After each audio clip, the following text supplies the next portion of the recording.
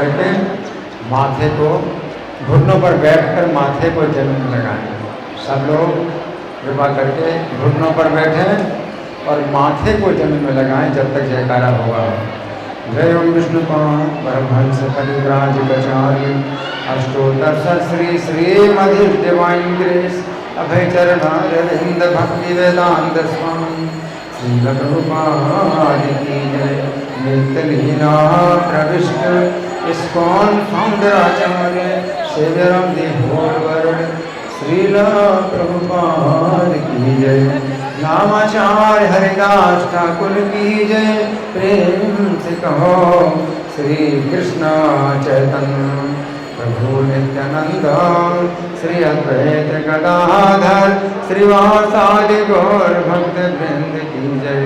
श्री श्री राधा पार्थ सारथी ललिता विशाखा गोप गोपिका श्याम कुंड राधा कुंड गिरि गोवर्धन की जय। श्री श्री गौरताई की जय। श्री श्री सीताराम लक्ष्मण हनुमान की जय। श्री श्री लक्ष्मी नरसिंह प्रहलाद महाराज की जय। समवेत भक्त वृंद की जय। अनंत कोटि वैष्णव वृंद की जय। इस्कॉन वर्तमानाचार्य वृंद की जय।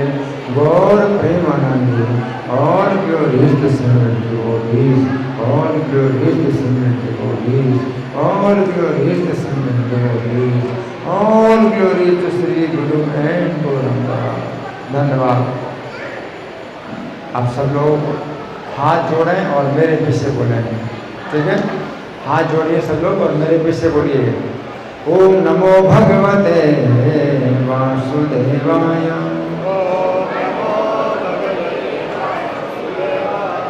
ओम नमो भगवते वासुदेवाय। ओम नमो भगवते वासुदेवाय।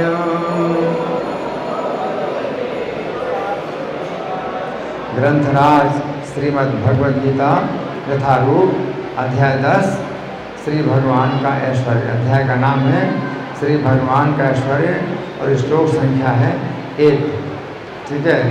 तो आप सब लोग मेरे पीछे बोलेंगे। भगवान के शब्द हैं, बातें नहीं, बिल्कुल शांत मेरे पीछे बोलेंगे, ठीक है? जिनको पुस्तक लेना है लीजिए। अध्याय 10 देखो निकलता कि नहीं निकलता, धागा कहाँ लगा है उसमें, टेबल के साथ में। अध्याय 10 प्रारंभ है, धागा कहाँ पर लगा है? आपको मिला? अध्याय 10 मिला? अध्याय 10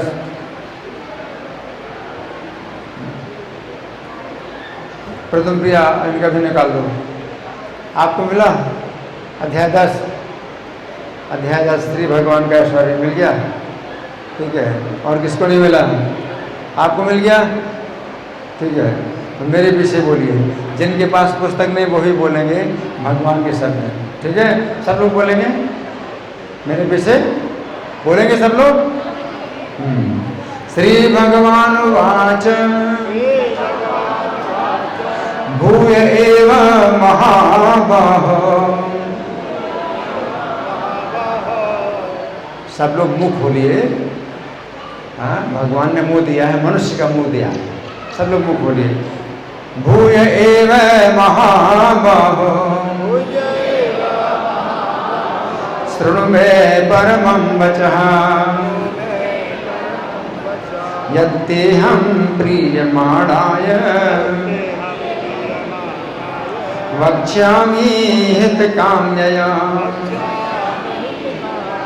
श्री भगवान वाच भूय एव महाबाहो शृणु मे परमं वचः यत्तेऽहं प्रीयमाणाय वक्ष्यामि हितकाम्यया। श्री भगवान वाच भूय एव महाबाहो शृणु मे परमं वचः यत्तेऽहं प्रीयमाणाय वक्ष्यामि हितकाम्यया।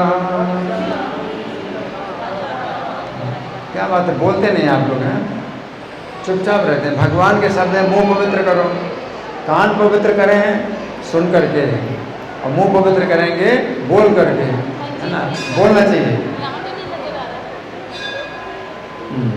अब शब्दार्थ बोले मेरे पीछे, ठीक है, सब लोग बोलेंगे, शब्दार्थ बोलिए। श्री भगवान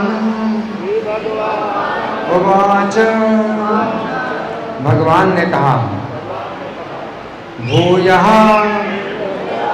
फिर, एवं निश्चय ही, महाबाहो हे बलिष्ठ भुजाओं वाले, शृणु सुनो, मेरा परम वचः उपदेश, यत् जो, ते तुमको, अहं मैं, प्रीयमाणाय अपना प्रिय मानकर, वक्ष्यामि कहता हूँ, हितकाम्यया तुम्हारे हित लाभ के लिए। अनुवाद मेरे पीछे बोलिए। श्री भगवान ने कहा, हे महाबाहु अर्जुन, और आगे सुनो, चूंकि तुम मेरे प्रिय सखा हो, अतः मैं तुम्हारे लाभ के लिए ऐसा ज्ञान प्रदान करूंगा जो अभी तक मेरे द्वारा बताए गए ज्ञान से श्रेष्ठ होगा। तो यहाँ धागा लगाकर प्रार्थना निकालिए। शब्द बोल दिया।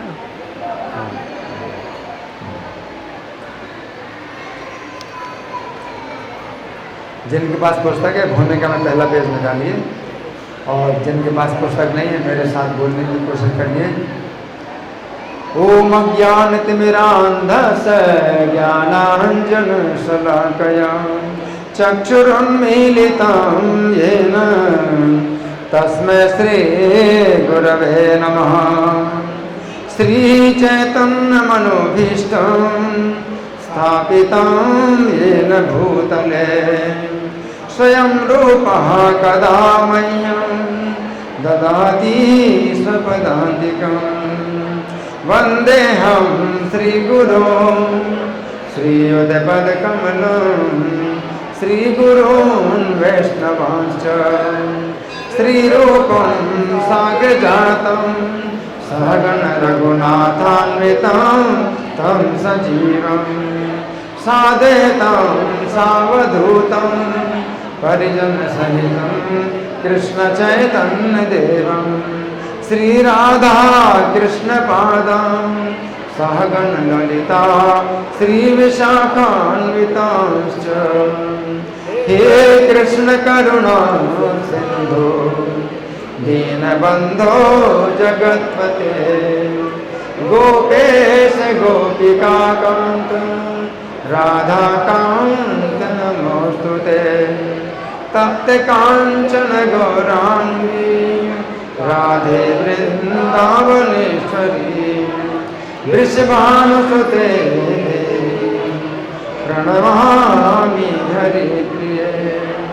वाञ्छाकल्पतरुभ्यश्च कृपा सिन्धुभ्यैव च पतितानां पावनेभ्यो वैष्णवेभ्यो नमो नमः। जय श्री कृष्ण चैतन्य प्रभो नित्यानंद श्री अद्वैत गदाधर श्रीवासादि गौर भक्तवृंद। हरे कृष्णा कृष्ण कृष्णा हरे हरे हरे राम राम राम नमो विष्णुपादाय कृष्णप्रेष्ठाय भूतले श्रीमते भक्तिवेदान्त स्वामिनी नामिने नमस्ते सरस्वती देवे गौरवाणी प्रचारिणे निर्विशेषा शून्यवादी पाश्चात्य देश तारिणे। इस श्लोक फिर से समझेंगे। यहाँ पर सबसे पहले क्या है? श्री भगवान वाच। क्या मतलब? श्री भगवान ने कहा। किसने कहा? श्री भगवान ने कहा। किसने कहा? श्री भगवान ने कहा। क्या कहा? भू एव महाबाहु।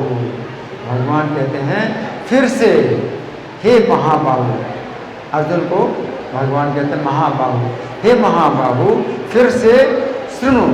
सुनो माने सुनो, फिर से सुनो। तो भगवान ने पहले जो बताया था, अब भगवान अभी और बता रहे हैं। कहते हैं फिर से सुनो, फिर से सुनो। क्या सुनो?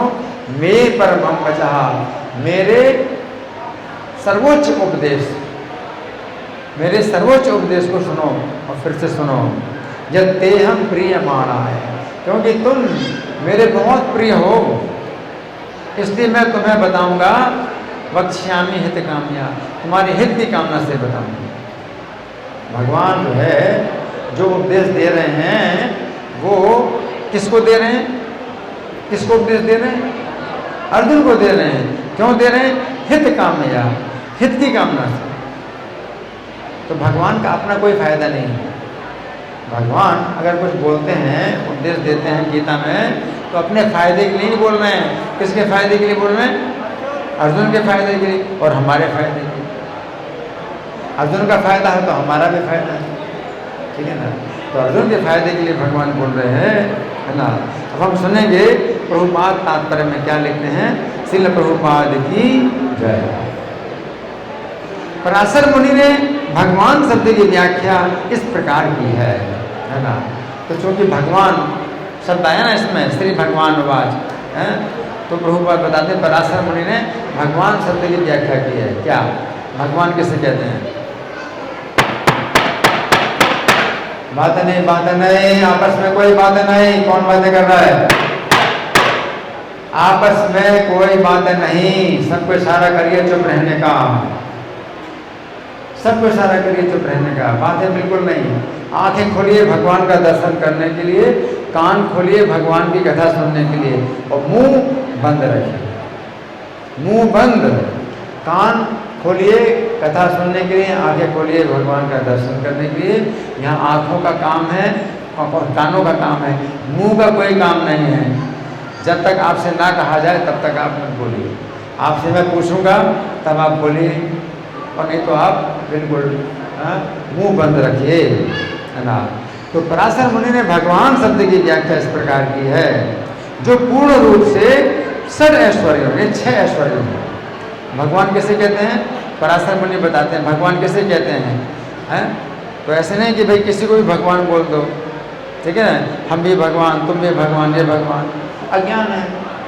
आजकल अज्ञान में लोग जो है सबको भगवान मानते हैं। हम तो सबको भगवान मानते हैं। यहाँ मंदिर में है भगवान, है ना, तो उनका दर्शन करो, है ना। और हम भगवान नहीं हैं, हम भगवान नहीं बन सकते। अगर बन सकते सबसे अच्छी गति अगर हो सकती है तो हम उनके दास बने। भगवान के दास बनने से बढ़ करके और कोई कार्य नहीं है। भगवान के दास बनना ही सबसे बड़ा सौभाग्य है। और अगर भगवान बनने की कोशिश करोगे तो क्या बनोगे? अगमान। अगमान माने पापी। भगवान तो भगवान है, उनके पास 6 ऐश्वर्य है। यहाँ भगवान के दर्शन करते हैं तो भगवान के पास क्या है? 6 प्रकार के ऐश्वर्य हैं। क्या है? 6 प्रकार के ऐश्वर्य हैं। सुनो क्या है? 6 प्रकार के ऐश्वर्य हैं। पहला क्या है? संपूर्ण शक्ति। संपूर्ण शक्ति है ना। कोई अगर अपने को भगवान कहे या किसी को भगवान कहे, क्या संपूर्ण शक्ति है उसके पास? नहीं, किसी के पास संपूर्ण शक्ति नहीं है। लेकिन भगवान के पास संपूर्ण शक्ति है, पहला। दूसरा, संपूर्ण यश। क्या है? संपूर्ण यश। संपूर्ण यश है उनका, उनके हर जगह उनका जो है गुणगान किया जाता है। चाहे स्वर्ग लोक में जाइए तो उनका गुणगान होता है, ब्रह्मा जी के लोक में जाओ तो भी उनका गुणगान होता है, हर जगह उनका गुणगान होता है भगवान का, है ना। और आपका गुणगान कभी थोड़ी सी बात में अगर गुणगान हो गया तो बात समाप्त हो जाती है, बात समाप्त हो जाती है। हमेशा आपका गुणगान नहीं होता, ना मेरा गुणगान होता है, किसी का गुणगान नहीं होता है ना। भगवान वो हैं जिनका हमेशा गुणगान होता है, संपूर्ण उनका क्या है? यश उनके पास है। तीसरा क्या है? संपूर्ण धन। भगवान के पास क्या है? संपूर्ण धन उनके पास है। इस दुनिया में कोई कह सकता है कि उसके पास संपूर्ण धन है? किसी के पास संपूर्ण धन है ना। चाहे कितना भी बड़ा बिल गेट हो, कोई भी हो, संपूर्ण धन उसके पास भी नहीं है ना। तो भगवान जो है तीसरा संपूर्ण धन है। फिर चौथा क्या है? संपूर्ण ज्ञान। क्या है? संपूर्ण ज्ञान। भगवान के पास संपूर्ण ज्ञान होता है ना। कौन कह सकता है कि उसके पास संपूर्ण ज्ञान है? अरे अपने बारे में भी आप नहीं जानते, आपके बाल कैसे बड़े हो रहे हैं, आपके नाखून कैसे बढ़ रहे हैं, ये भी आप नहीं जानते। आप क्या जानते हैं, है ना। तो संपूर्ण ज्ञान क्या, जरा से भी ज्ञान नहीं हम लोगों का, और भगवान के पास संपूर्ण ज्ञान है। और छठा क्या है? संपूर्ण सौंदर्य। क्या?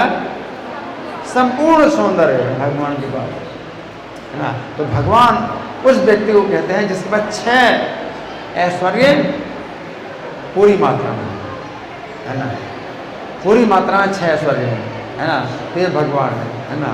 यहाँ पर जो है सीताराम लक्ष्मण, यहाँ राधा पार्थसारथी, यहाँ पर है गौर निताई। तो ये जो है क्या है? इनके पास 6 ऐश्वर्य संपूर्ण रूप में है, तो इनको भगवान कहते हैं। तो यहाँ पर शब्द आया श्री भगवान उवाच, श्री भगवान ने कहा, है ना। तो इसमें गीता में जो है जो बातें बोली गई हैं वो सब श्री भगवान के द्वारा बोली गई हैं, उसमें अपनी बात हमें नहीं जोड़ना। जो अपनी बात जोड़ेगा तो गीता के संदेश को दूषित कर देगा। गीता में भगवान ने संदेश दिया, भगवान ने बोला, है ना, उसमें हम अपनी बात बोले कि लेकिन मैं ये बोलता हूँ, मैं तो वो बोलता हूँ, तो तुम्हारे बोलने का क्या महत्व है? भगवान जो बोलते हैं उसमें अपनी बात जोड़ना कितना गलत है, कितना गलत है। अपनी बात अगर जोड़ते हो तो वो जो है जहर की तरह है, और भगवान की जो बात है वो अमृत की तरह है। भगवान जो बोलते हैं वो अमृत है, और हम अपनी बात जोड़ देंगे तो उसमें क्या हो गया? जहर मिला दिया। तो वो सब जो है गीता का संदेश क्या हो जाता है? जहरीला हो जाता है। इसलिए जो लोग वैष्णव नहीं हैं, अवैष्णव हैं, तो वो व्याख्या करते हैं तो अपनी बातें उसमें जोड़ देते हैं, तो गीता का संदेश क्या हो जाता है? दूषित हो जाता है। अपने अंदर बहुत से दोष हैं, अपने ज्ञान में बहुत से दोष हैं, अपनी बात अब उसमें जोड़ देना, है ना, बहुत अज्ञान, बहुत बड़ा अन्याय है। भगवान ने जो बात बोली, इसलिए यहाँ पर क्या नाम दिया है? भगवद गीता यथारूप। यथारूप का मतलब भगवान ने जो बोला उसी को समझाया, उसी प्रकार से समझाया प्रभुपाद ने। भगवान जो बोलते हैं उसमें अपनी बात नहीं जोड़ना, तो वो जो है सच्चे वैष्णव है। वैष्णव जो है, सच्चे वैष्णव जो होते हैं, भगवान की बात में अपनी बात नहीं जोड़ते हैं। जो भगवान ने कहा वही सही है, बाकी सब गलत है, सीधा हिसाब। जो भगवान ने कहा वह सही है, बाकी सब गलत, और कुछ हमें सुनना नहीं है, भगवान की बात सुनना है ना। तो ये भगवद गीता यथारूप है। आगे प्रभुपाद लिखते हैं, जब कृष्ण संपूर्ण, अच्छा हाँ, इसमें 6 ऐश्वर्य में पहला तो बताया था संपूर्ण शक्ति, दूसरा संपूर्ण यश, तीसरा संपूर्ण धन, चौथा संपूर्ण ज्ञान, पांचवा संपूर्ण सौंदर्य, और छठा था संपूर्ण त्याग।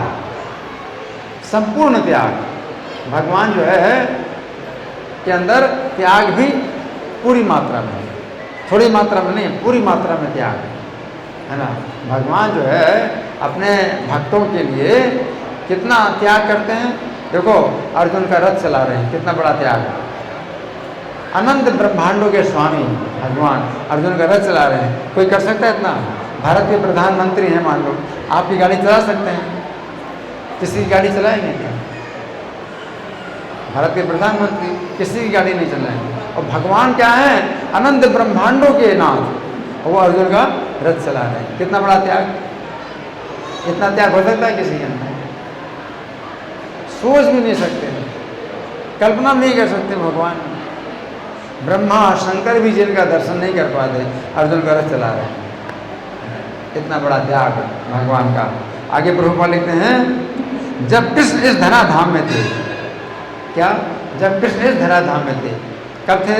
आज से 5500 साल पहले भगवान कृष्ण इस पृथ्वी में थे। तो जब इस धराधाम में थे तो उन्होंने 6 ऐश्वर्यों का प्रदर्शन किया था। पूरे 6 ऐश्वर्य प्रदर्शन किए भगवान ने। हैं? कौन कौन से? संपूर्ण धन, संपूर्ण बल, संपूर्ण यश, संपूर्ण सौंदर्य और संपूर्ण त्याग, हैं? और संपूर्ण ज्ञान। संपूर्ण ज्ञान, संपूर्ण वैराग्य। धन, बल, यश, सौंदर्य, ज्ञान, वैराग्य, ये 6 क्या है? असीमित मात्रा में प्रदर्शन किया था, है ना। 6 ऐश्वर्य में प्रदर्शन किया था। फलता पराशर जैसे मुनियों ने कृष्ण को भगवान रूप में स्वीकार किया है ना। जैसे संपूर्ण शक्ति, भगवान कृष्ण में संपूर्ण शक्ति है। सोचिए कितनी शक्ति थी। 7 साल की अवस्था में बाएं हाथ की सबसे छोटी उंगली में पर्वत उठाया है। क्या है? संपूर्ण शक्ति। कितनी शक्ति सोच सकता है? असीमित शक्ति, संपूर्ण शक्ति उनके पास, है ना। तो संपूर्ण शक्ति। दूसरा क्या है? संपूर्ण यश। संपूर्ण यश। जब भगवान माता के गर्भ में है, देवकी के गर्भ में है, जब भगवान देवकी माता के गर्भ में थे तो भी जितने देवता थे वो सब वहाँ कारागार में आकर के भगवान की स्तुति कर रहे हैं। कितना यश है भगवान। अभी जन्म नहीं लिया, जन्म के पहले ही सब देवता लोग जो कारागार में आकर के भगवान की स्तुति कर रहे हैं कि आप माता के गर्भ में, देवकी माता के गर्भ में हैं, हम आपका दर्शन करेंगे। जब आप जन्म लेंगे तो हम आपका दर्शन करेंगे। सब देवता आकर के जो है स्तुति कर रहे हैं, नमस्कार कर रहे हैं, प्रणाम कर रहे हैं। कहाँ पर? कारागार में। माता देवकी को कारागार में कंस ने बंद किया था, और कारागार के अंदर भी देवता लोग जो है भगवान को प्रणाम कर रहे हैं, स्तुति कर रहे हैं। कितना यश है भगवान का, सोचिए। संपूर्ण यश है। फिर संपूर्ण धन। भगवान के पास कितना धन, सोचिए कितना धन। उनके जो है द्वारका में, जब भगवान ने द्वारकापुरी का निर्माण किया तो 16,108 उनकी रानियां और इतने महल। कितने महल? 16,108। 16,108 उनकी रानियां तो इतने महल हैं, बड़े बड़े महल, और दास दासी सब, है ना। और कितना, हाँ, वहाँ प्रकाश जो होता है महलों में, वो दिया किससे नहीं होता, बिजली तो नहीं थी उन दिनों, बिजली नहीं थी, लेकिन रत्नों से प्रकाश निकलता था। वो रत्न कितने महंगे होंगे। जैसे बल्ब है, बल्ब से प्रकाश निकलता है, रत्नों से प्रकाश निकलता था, मणियों से प्रकाश निकलता। इतनी कीमती मणियाँ भगवान के पास। संपूर्ण धन, ये संपूर्ण धन है। और संपूर्ण ज्ञान, भगवान के पास संपूर्ण ज्ञान है ना। भगवान क्या कहते हैं? सबके हृदय में मैं विराजमान होकर के ज्ञान देता हूँ, सबको ज्ञान देता हूँ, संपूर्ण ज्ञान। जीव भूल जाता है, भगवान उसको याद दिलाते हैं। पिछले जन्म में तुम्हारी क्या इच्छा थी, उस इच्छा को पूरी करो। तो भगवान जो है जीव की इच्छा भी जानते हैं कि पिछले जन्म में तुमने क्या इच्छा की थी, इन्होंने क्या इच्छा की थी, पिछले जन्म में तुम्हारी क्या इच्छा थी।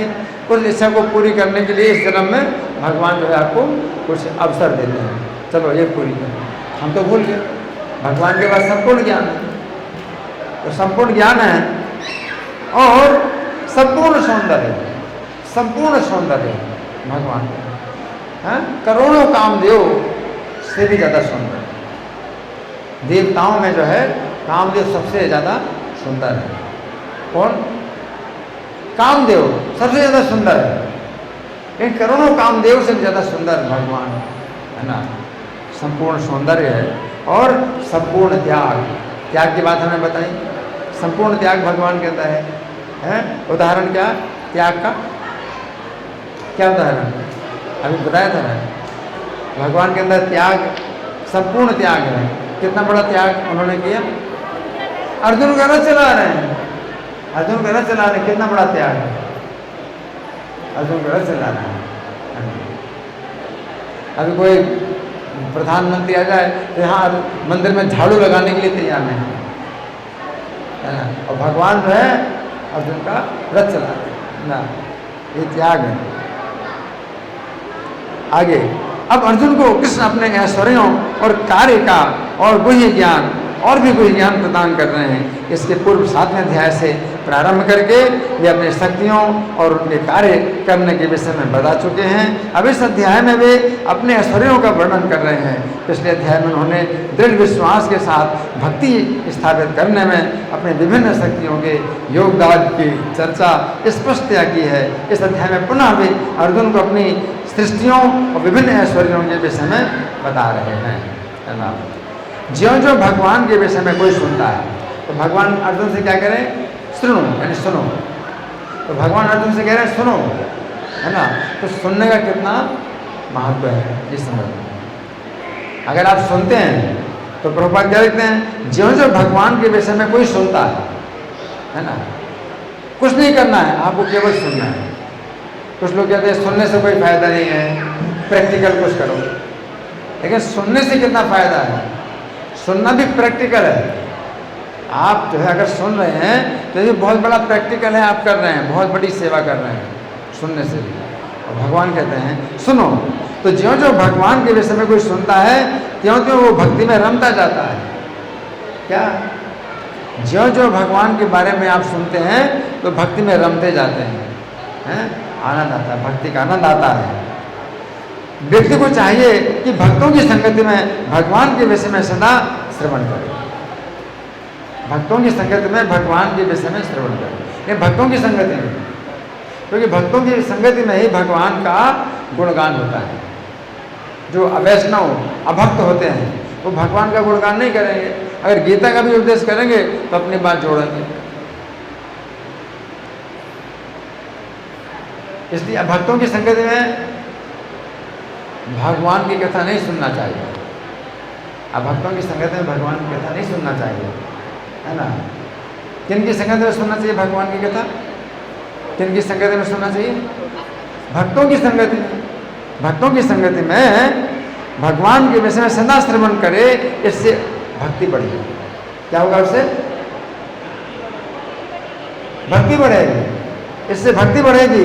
भक्तों के समाज में ऐसी चर्चाएं केवल उन लोगों के बीच में हो सकती हैं जो सचमुच कृष्ण भावनामृत की इच्छा है, यानी भक्ति की इच्छा है। जिनकी भक्ति की इच्छा है तो वही जो है इन चर्चाएं करते हैं। ऐसी चर्चाओं में अन्य लोग भाग नहीं ले सकते, तो दूसरे लोग हैं भाग नहीं ले सकते।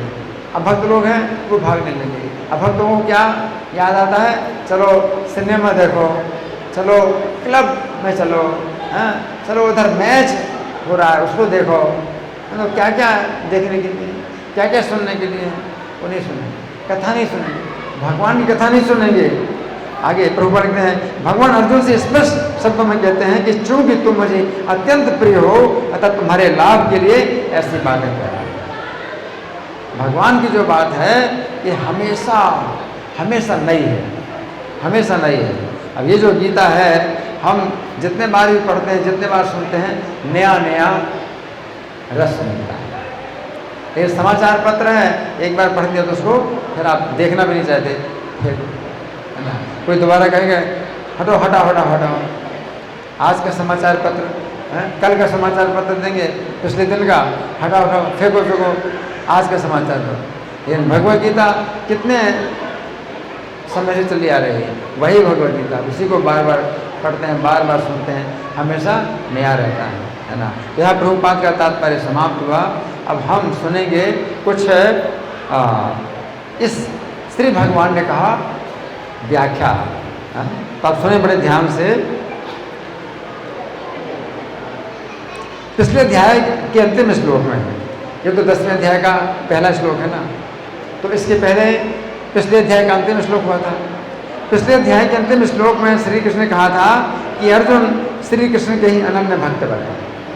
श्री कृष्ण ने अर्जुन से कहा था क्या, कि अर्जुन श्री कृष्ण के ही अनन्य भक्त बने तथा श्री कृष्ण में ही अपना मन लगाएं। क्या कहा था?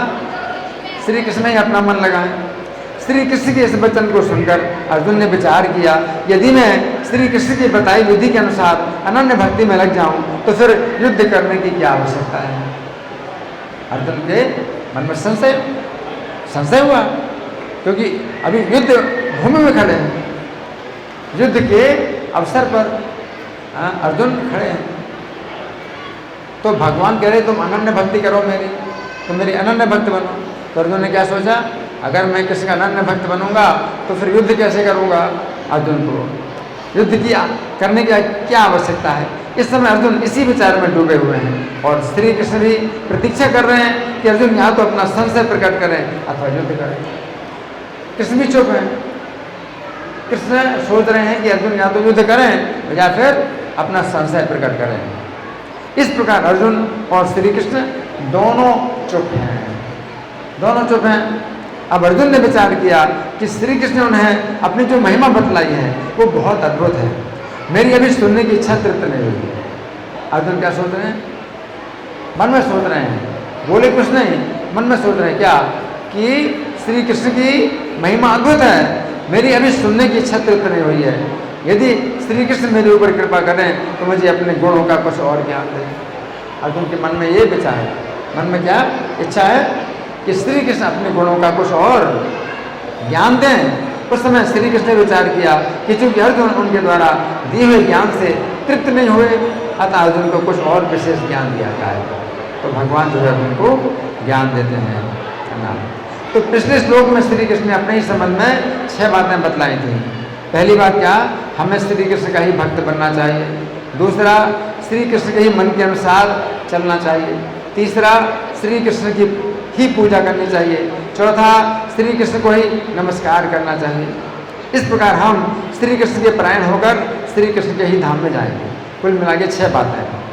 जिस समय अर्जुन ने श्री कृष्ण के संबंध में ये 6 बातें सुनी, उस समय अर्जुन को श्री कृष्ण के पक्ष में इतनी बातें सुनकर बहुत प्रोत्साहन प्राप्त हुआ। अर्जुन को बड़ा प्रोत्साहन मिला। अब अर्जुन की इच्छा हुई कि श्री कृष्ण अपनी महिमा के संबंध में कुछ और बताएं।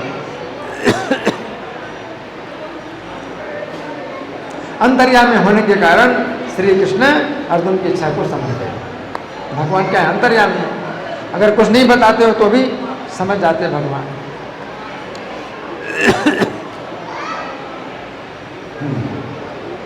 अतः उन्होंने इस श्लोक में कहा है कि अर्जुन श्री कृष्ण की महिमा के संबंध में एसी बंद करना, एसी बंद करना, एसी ठंडी हवा रही।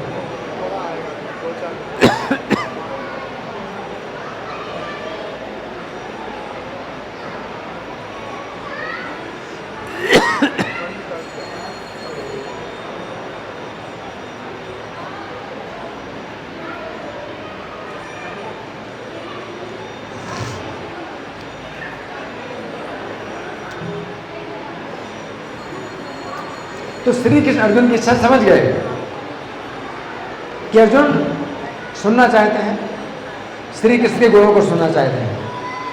तो उन्होंने इस श्लोक में कहा है कि अर्जुन श्री कृष्ण की महिमा के संबंध में श्री कृष्ण से ही सुने हैं ना। तो भगवान क्या कहते हैं कि तुम मेरे परम उपदेश को पुनः सुनो। तो यहाँ पर श्री कृष्ण अर्जुन से कह रहे हैं कि वे श्री कृष्ण के परम उपदेश को सुने। गीता 13:26 में श्री कृष्ण कहते हैं, कहाँ पर? 13:26, अध्याय 13 श्लोक संख्या 26।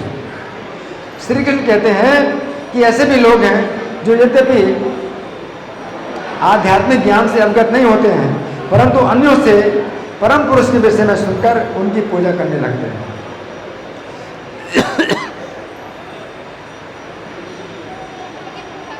अन्यों से सुन करके ही श्री कृष्ण की पूजा करने लगते हैं। ये लोग भी प्रामाणिक पुरुषों से श्रवण करने की मनोवृत्ति होने के कारण जन्म और मृत्यु के पथ को पार कर जाते हैं केवल सुनने से ही। क्या ते पिचाति तरंते मृत्युम श्रुति परायणा, मृत्यु से पार हो जाते हैं। कैसे? श्रुति परायण, केवल सुनने से, केवल सुनते ही रहें।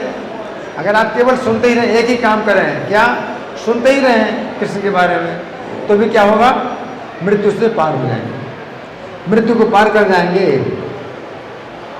उक्त श्लोक के तात्पर्य में श्रील प्रभुपाद लिखते हैं, ये श्लोक आधुनिक समाज पर विशेष रूप से लागू होता है, क्योंकि आधुनिक समाज में आध्यात्मिक विषयों की शिक्षा नहीं दी जाती, कहीं नहीं मिलती शिक्षा। ये गीता की शिक्षा आपको कहीं यूनिवर्सिटी में और कॉलेज में नहीं मिलती, है ना, कहीं नहीं मिलती। जहाँ तक सामान्य व्यक्ति की बात है, यदि वो पुण्यात्मा है तो श्रवण के द्वारा प्रगति कर सकता है। अगर आपका पुण्य है तो आपकी क्या होती है इच्छा? सुनने की, और सुनने से ही आप क्या कर सकते हैं? उन्नति कर सकते हैं, आगे बढ़ सकते हैं। ये श्रवण विधि अत्यंत महत्वपूर्ण है। आधुनिक जगत में कृष्ण भावनामृत का उपदेश करने वाले भगवान चैतन्य ने श्रवण पर अत्यधिक बल दिया था। किसने? भगवान चैतन्य ने। किस पर बल दिया? श्रवण पर।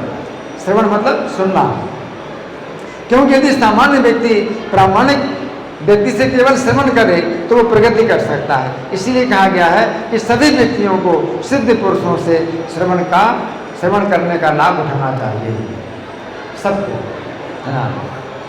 और इस तरह क्रम से प्रत्येक वस्तु को समझने में समर्थ बनना चाहिए। हमें उन व्यक्तियों का दास बनना चाहिए जिन्हें परमेश्वर का ज्ञान है। क्या?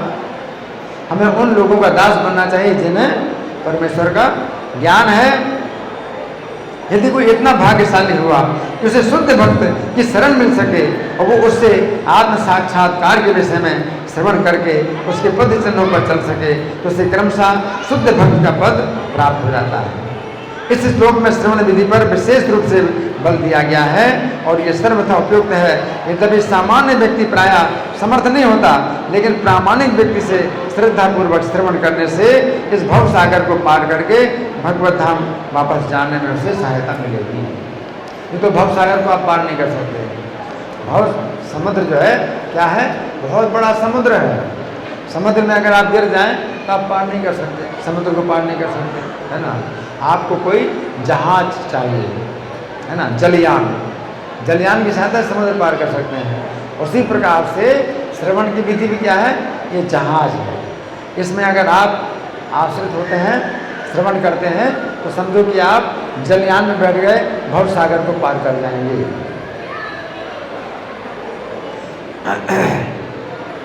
तो यहाँ पर श्री कृष्ण कह रहे हैं कि हम श्री कृष्ण के विषय में सुने। इस संबंध में भागवत 1:18-11 में श्रील प्रभुपाद लिखते हैं, जब हम परमेश्वर के दिव्य गुणों और कार्यकलापों के विषय में सुनते हैं तो हमें भगवत गीता 4:9 में भगवान स्वयं ने अपने संबंध में जो कहा है उसका स्मरण करना चाहिए। भगवत गीता का 4:9, 4 मतलब अध्याय संख्या 4 और 9 का मतलब श्लोक संख्या 9 में है। भगवान ने स्वयं अपने संबंध में जो कुछ कहा है उसका स्मरण करना चाहिए। उनके सारे कार्य, यहाँ तक कि जब वे मानव समाज में कार्य करते हैं तब भी दिव्य ही रहते हैं, क्योंकि वे सब भगवान की आध्यात्मिक शक्ति द्वारा अभिप्रेरित होते हैं, जो उनकी भौतिक शक्ति से भिन्न है। जैसा कि भगवत गीता में कहा गया है, ऐसे कार्य दिव्यम कहलाते हैं। भगवान का प्रत्येक कार्य दिव्यम है। भगवान सोते हैं तो भी वो दिव्य कार्य है। भगवान जागते हैं, भगवान उठते हैं, चलते हैं, सब कुछ उनका दिव्य भगवान का है ना। अतः जिस रूप में भगवत गीता और श्रीमद् भागवत में भगवान के दिव्य कार्यकलाप वर्णित हैं, उनके विषय में हम जितना ही श्रवण करते हैं उतना ही हम उनके दिव्य प्रकृति के विषय में जान पाते हैं, उतना ही हम भगवत धाम के पथ पर अग्रसर होते हैं, है ना। अब भगवान कहते हैं कि तुम चूंकि मेरे प्रेमी हो इसलिए मैं तुम्हारे हित की कामना से कहूँगा। भगवान ने क्या कहा? तुम मेरे प्रेमी हो। किससे कहा? अर्जुन से कहा तुम मेरे प्रेमी हो इसलिए मैं तुम्हारे हित की कामना से कहूँगा। तो यहाँ पर श्री कृष्ण कह रहे हैं कि वे पुनः अर्जुन से अपने विषय में कहेंगे। यद्यपि पिछले अध्याय में श्री कृष्ण ने अपने उपदेश का निष्कर्ष निकाल दिया है, परंतु फिर भी श्री कृष्ण अर्जुन से और कहना चाहते हैं। श्री कृष्ण के मन में कहने का भाव अभी भी बना हुआ है। जिस प्रकार अर्जुन को श्री कृष्ण की बात सुनते हुए तृप्ति नहीं हो रही है, उसी प्रकार श्री कृष्ण को भी अपने प्रिय भक्त अर्जुन के प्रति अपने हृदय की बात कहते कहते तृप्ति नहीं हो रही। भगवान भी जो है भगवान भी बोलते रहना चाहते हैं। अर्जुन सुनते रहना चाहते हैं तो भगवान भी बोलते रहना चाहते हैं। कारण यह है कि श्री कृष्ण के हृदय की छिपी बात भक्त के सिवाय संसार में और कोई सुनने वाला नहीं। ये भगवान की जो बातें हैं अपने हृदय में छिपाए हैं भगवान, है ना। तो इस भगवान की छिपी बातें, हृदय में छिपी बातों को सुनने वाला कौन है? भक्त ही सुनेगा। भक्त की सेवा और कोई सुनने वाला नहीं। अतः श्री कृष्ण अर्जुन के बिना पूछे ही, अर्जुन के बिना पूछे ही कृपा पूर्वक 10वें अध्याय का विषय आरंभ कर देते हैं। तो यहाँ पर श्री कृष्ण अर्जुन के लिए प्रियमान शब्द का प्रयोग कर रहे हैं। क्या? प्रियमान। क्या शब्द है? प्रियमान। प्रियमान शब्द बना है दो शब्दों से, प्रिय और मान।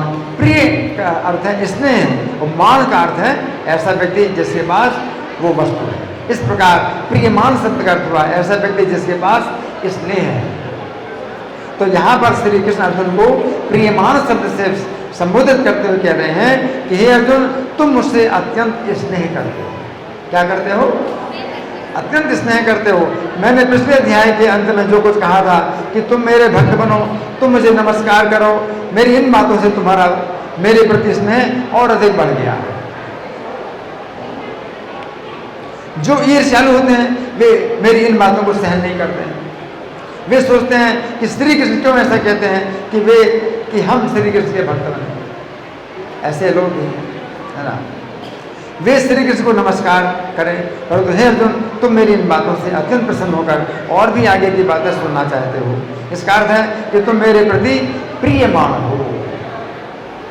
ऐसे प्रियमान व्यक्ति को मैं भी अपना गुप्त रहस्य बताने में प्रसन्नता का अनुभव करता हूँ। भगवान ये कहते हैं। क्या? ऐसे भक्त को मैं अपने हृदय की गुप्त बातें बताने में प्रसन्नता का अनुभव करता हूँ। ये बात समझने की है। यदि सुनने वाले की वक्ता के प्रति श्रद्धा है और वक्ता के अंदर भी सुनने वाले के लिए हित की भावना है, तो वक्ता के वचन श्रोता के हृदय में अटल रूप से जम जाते हैं। तो यहाँ पर श्री कृष्ण कह रहे हैं कि वे अर्जुन के हित की कामना से ही ऐसी बातें कह रहे हैं। ईर्ष्यालु लोग सोचते हैं कि श्री कृष्ण गीता में जो उपदेश दे रहे हैं कि हम उनके भक्त बने, ये श्री कृष्ण की स्वार्थ की भावना है। किसी कह रहे कि तुम मेरे भक्त बनो, तो क्या ईर्ष्यालु लोग कहेंगे कि श्री कृष्ण क्यों कहते हैं कि हम भक्त बने, है ना। कि श्री कृष्ण अपने स्वार्थ के लिए बोल रहे हैं, ऐसा सोचते हैं। श्री कृष्ण अपने स्वार्थ के लिए ही ऐसा कह रहे हैं हम उनके भक्त बने। ऐसे प्रश्न का उत्तर यह है कि श्री कृष्ण का कोई स्वार्थ नहीं कि हम उनके भक्त बने। इसमें तो हमारा ही स्वार्थ है। अगर हम किसी के भक्त बनेंगे तो इसमें हमारा स्वार्थ है कि भगवान का है। भगवान का कोई स्वार्थ नहीं, हमारा स्वार्थ है। यदि हम श्री कृष्ण के भक्त बनते हैं और हम श्री कृष्ण की सेवा करते हैं तो हमें उनका अनंत गुना फल प्राप्त होता है। क्या होता है? कितना फल? अनंत गुना। अगर हम किसी के भक्त बनेंगे, उनकी सेवा करेंगे तो हमें क्या मिलेगा? अनंत गुना फल प्राप्त होता है। श्री कृष्ण को हमारी सेवा की कोई आवश्यकता नहीं है, परंतु हमारे लाभ के लिए ही वे ऐसा कहते हैं कि मेरी सेवा करो, मेरे भक्त बनो। यहाँ पर श्री कृष्ण कह रहे हैं कि वे हमारे हित के ही लिए अपनी भक्ति का उपदेश कर रहे हैं। भागवत 5:6-18 में श्री सुखदेव गोस्वामी कहते हैं कि श्री कृष्ण अपना भजन करने वालों को मुक्ति तो आसानी से दे देते हैं। क्या? सुनो ध्यान से। श्री कृष्ण अपना भजन करने वालों को मुक्ति तो आसानी से दे सकते हैं, परंतु अपनी भक्ति नहीं देते हैं। अपनी भक्ति नहीं देते। श्री कृष्ण मुक्ति आसानी से देते हैं, ये भक्ति नहीं देते हैं, क्योंकि वे अपनी भक्ति के द्वारा पूरी तरह से वशीभूत हो जाते हैं। कृष्ण क्या है, अपने भक्तों के बस में रहते हैं, है ना, इसलिए भक्ति देना नहीं चाहते सब, है ना। चैतन्य चरितामृत आदि लीला 8:18 में कहा गया है, यदि भक्त भगवान से भौतिक इंद्रिय तृप्ति या मुक्ति चाहता है तो श्री के अनुसार तुरंत दे देते हैं। कुछ और चाहिए भौतिक वरदान ले लो, है ना, किंतु शुद्ध भक्ति को वे छिपा कर रखते हैं, शुद्ध भक्ति नहीं देते। अगर आप भगवान से शुद्ध भक्ति मांगे तो भगवान जो है आसानी से नहीं देते हैं, मुक्ति दे देंगे, है ना। चैतन्य भागवत के मध्य खंड के अंतर्गत अध्याय संख्या 9 में श्रीधर नाम के एक भक्त ने श्री चैतन्य की स्तुति में कहा। एक श्रीधर नाम के भक्त, क्या नाम, श्रीधर, श्रीधर नाम के भक्त ने चैतन्य की स्तुति में कहा कि हे स्वामी, जिसके द्वारा अपनी पराजय हो उसे लोग किसी को नहीं बतलाते। सुनिए ध्यान से, उस भक्त ने क्या कहा, हे स्वामी, भगवान से कहा, चैतन्य भगवान से कहा, क्या कहा, हे स्वामी, जिसके द्वारा अपनी पराजय हो उसे लोग किसी को नहीं बतलाते।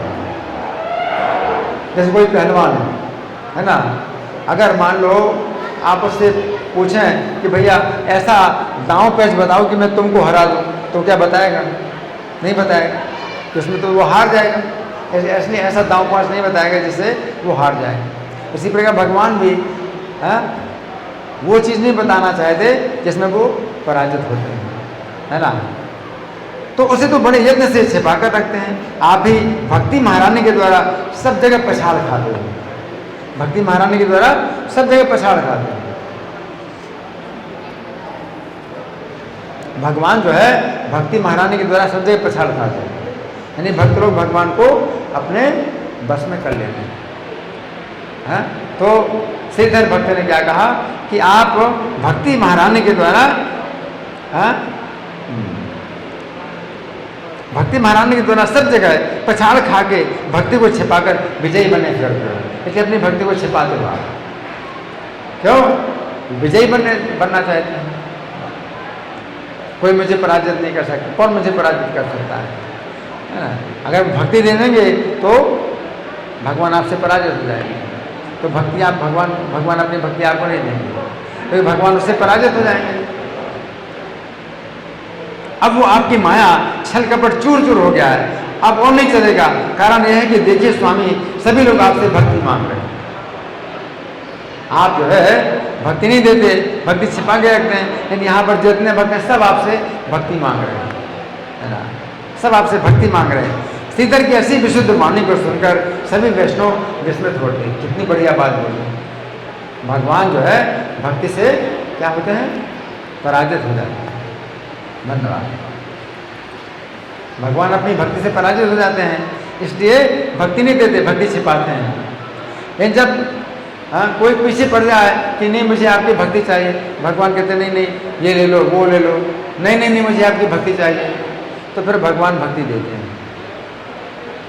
तो बहुत परीक्षा लेंगे आपकी, ये ले लो वो ले लो, है ना। लेकिन जब आप जो है पीछे पड़ जाएंगे भगवान में कि नहीं मुझे ये नहीं चाहिए, मुझे आपकी भक्ति चाहिए, मुझे आपकी भक्ति चाहिए, तो भगवान अपनी भक्ति देंगे।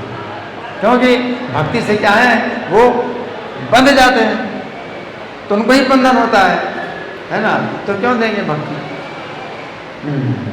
तो चैतन्य बोले श्रीधर चुन करके वर मांगो। अब भगवान चैतन्य फिर चाल चलते हैं, क्या कहते हैं, श्रीधर चुन करके वरदान मांग लो। मतलब भक्ति को छिपा करके बोलते हैं चुन करके वरदान मांग लो, है ना, चुन करके वरदान मांग लो। आज मैं अष्ट सिद्धि तुम्हें दे देता हूँ। क्या दे देता हूँ, 8 प्रकार की सिद्धियाँ तुम्हें दे देता हूँ, भगवान बोले।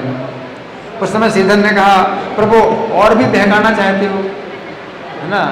भगवान को भी जो है जवाब दे दिया, आप मुझे बहकाना चाहते हो, 8 सिद्धियाँ देकर के मुझे बहकाना चाहते हो, परंतु निश्चय मानिए कि आपकी चाल नहीं चलेगी। क्या, आपकी चाल नहीं चलेगी, मुझे नहीं चाहिए, मुझे आपकी भक्ति चाहिए। आप चाल चलते हो मेरे साथ, क्या कहते हो, 8 प्रकार की सिद्धियाँ दे देता हूँ तुमको बहुत बड़ा राज्य का स्वामी बना देता हूँ, बहुत बड़ा राज्य दे देता हूँ तुमको, है ना। तो भगवान जो है घुमाते हैं, बात को घुमाते हैं, भक्ति ना देने के लिए चाल चलते हैं, ये ले लो वो ले लो, है ना। तो श्रीधर क्या बोले, आपकी चाल नहीं चलेगी, मुझे यही वर दीजिए कि मेरे जन्म जन्म में आप ही मेरे स्वामी हैं।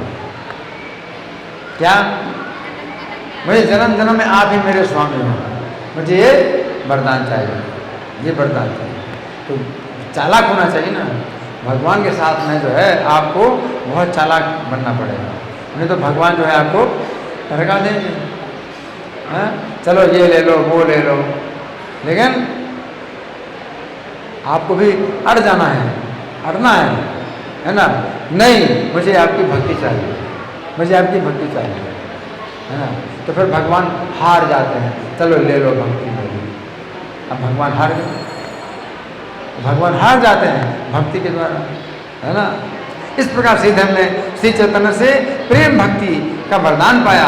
तो यहाँ पर श्री कृष्ण कह रहे हैं कि वे जो कुछ अपनी भक्ति के रहस्य बतलाएंगे ये उनका स्वार्थ नहीं है। भक्ति देने में भगवान का कोई स्वार्थ नहीं है, भगवान तो बच जाएंगे, भगवान तो पराजित हो जाएंगे, है ना। तो भगवान का स्वार्थ नहीं है, श्री कृष्ण के उस उपदेश में हमारा परम हित है। इसलिए भगवान अर्जुन से कहते हैं वक्ष्यामि हित कामया, तुम्हारे हित के लिए मैं बताता हूँ, है ना, है ना। तो अभी हमारे पास कुछ समय है, आप लोगों की ओर से कोई प्रश्न है, कोई मंथन है, कोई चर्चा है, या मैं प्रश्न करूँ? मैं प्रश्न करूँ, ठीक है, आपका प्रश्न। हाँ, और आगे आ जाए, माइक ले लो, आपका प्रश्न है ना, माइक माइक ले लो, और आगे आओ, आगे आ जाओ, जल्दी आओ जल्दी आओ जल्दी। हाँ जी, हाँ जी, बोलो, माइक माइक पर बोलो, माइक पर बोलो। हाँ बोलो, प्रश्न है, कोई प्रश्न है? प्रश्न, ठीक है। अच्छा, मैं प्रश्न कर रहा हूँ, मैं प्रश्न कर रहा हूँ। भगवान जो है अर्जुन को जो उपदेश दे रहे हैं तो अपने स्वार्थ के लिए नहीं दे रहे हैं। भगवान कहते हैं मैं तुम्हारे हित के लिए दे रहा हूँ, तुम्हारे स्वार्थ के लिए दे रहा हूँ, अपने स्वार्थ के लिए नहीं उपदेश दे रहा हूँ, है ना।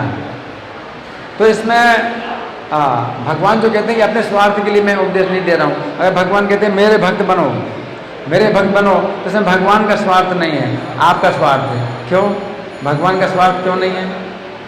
कौन बताएगा? भगवान का स्वार्थ नहीं है, आपका स्वार्थ है। क्यों? हाँ, भक्ति में भगवान को बंधना पड़ता है, तो भगवान का स्वार्थ नहीं है, आपका स्वार्थ है। आप भगवान को बांध लेंगे।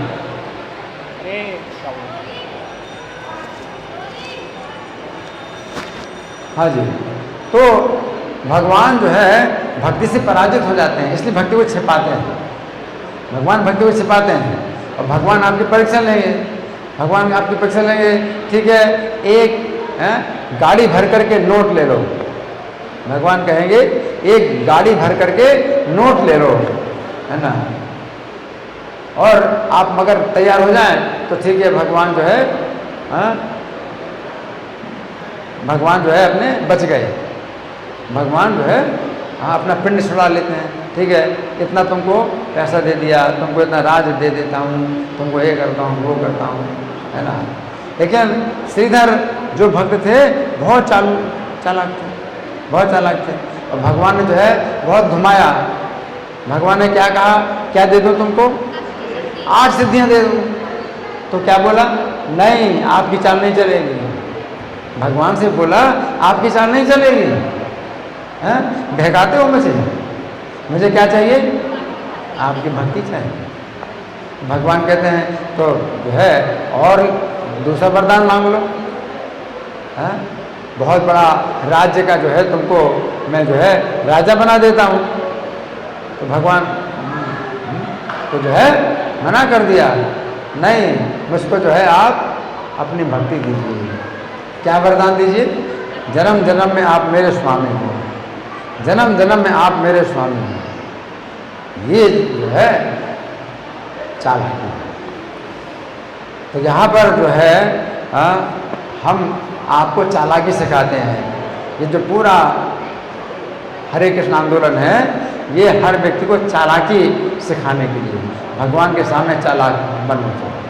और ऐसे अगर मूर्ख बनोगे तो जो है ठीक है, हमें घर चाहिए, मकान चाहिए, पत्नी चाहिए, धन चाहिए, बैंक बैलेंस चाहिए, भगवान कहते ठीक है ले लो, तो इसमें सड़ो इसी में संसार में सड़ो, जो कुछ भी मिलेगा उसमें सड़ते रहोगे, मरते रहोगे, सड़ते रहोगे, है ना। लेकिन जब मना करोगे नहीं ये नहीं चाहिए, मुझे आपकी भक्ति चाहिए, भगवान के नहीं ये ले लो, नहीं आपकी भक्ति चाहिए, ये ले लो, वो ले लो, ये ले लो, भगवान जो है टरकाएंगे, लेकिन नहीं आपकी भक्ति चाहिए, मुझे आपकी भक्ति चाहिए, जन्म जन्म में आप मेरे स्वामी है ना, और मैं आपका दास बनूँ, जन्म जन्म में मैं आपका दास बनूँ, आप मेरे स्वामी बनूँ। तो फिर भगवान जो है हार जाते हैं, कहते हैं ठीक है ले लो, ऐसे ही ले लो। तो भगवान आसानी से नहीं देते हैं, है ना, तो हमको जो है बहुत पक्का बनना पड़ेगा कि क्या मांगना। तो कभी भी अगर मौका मिले कि भगवान से कुछ मांगना है तो क्या मांगोगे? भक्ति चाहिए, अपनी सेवा। तो हरे कृष्ण मंत्र का जाप करते हैं हम लोग, तो क्या इसमें प्रार्थना होती है, मुझे अपनी सेवा में लगाओ, है ना।